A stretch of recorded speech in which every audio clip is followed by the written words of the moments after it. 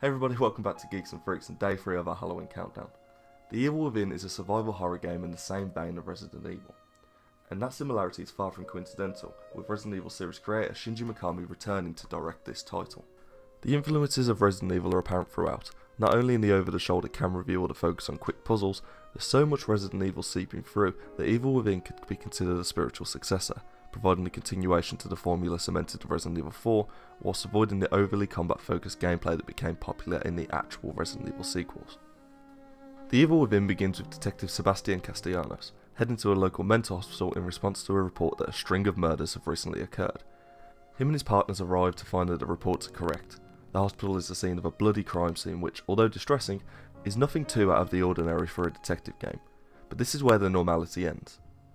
Sebastian quickly finds himself pulled into a gritty, surreal world.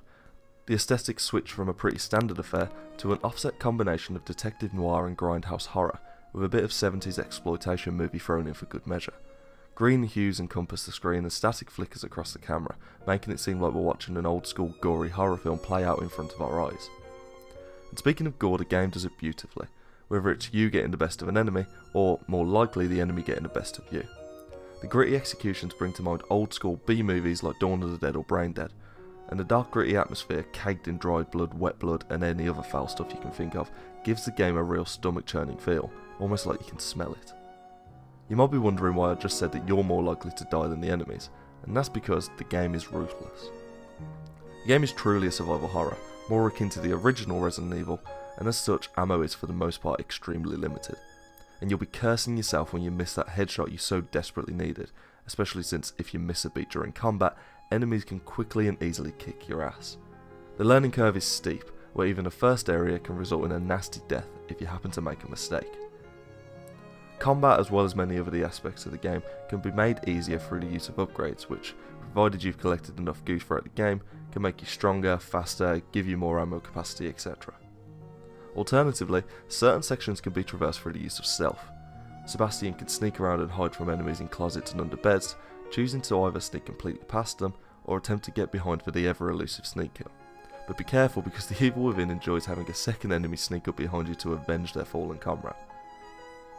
On top of this, walking talking enemies aren't your only problem, with traps littering every inch of the map, most of which can cause Sebastian a little more than a migraine.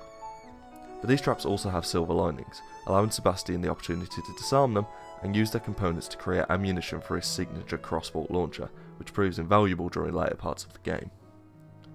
The game does a great job of making you feel helpless, whether it's giving you a twisted leg as you're attempting to run away from a chainsaw wielding maniac, or the aforementioned lack of bullets. There's never a moment where you don't feel on edge. The game doesn't rely on jump scares like so many other games in the genre, but rather is all just one big jump scare. Whether it's in the standard combat or the variety of genuinely terrifying bosses, the game never gives you that mellow moment where you think everything is safe, and you'll always be begging for a checkpoint or a save room. Without spoiling too much of the story, the game follows a disjointed narrative, so you might go from a mental hospital to a castle in the blink of an eye, and although at times this might make you feel like you've missed something, that's sort of the idea. Sebastian has no clue what's going on in the world, and we as players are forced to feel the same way. Besides, the idea of constantly changing the settings of the game also applies to the gameplay itself, with set pieces having you run away from a chainsaw wielding maniac to then immediately sneaking around hiding from him in the next scene, which keeps the game refreshing enough throughout to not get completely stale, which is good considering the game's length, which can easily take you up to 15 hours to complete, although most of this is down to the amount of times you'll be dying. The puzzles in the game fall somewhere between the original Resident Evils and the newer ones. Sometimes a puzzle might be as simple as finding a key. Other times, it might require you to perform intricate brain surgery to continue, providing a nice balance between puzzle difficulty while not slowing down the game too much. The game is difficult, and at times the presentation of the narrative can make it hard for you to be completely sucked in, but the game is ripe with scares and is genuinely pancakeingly scary for a good portion of it, so if you're looking for a decent surreal piece this Halloween, this would be our suggestion.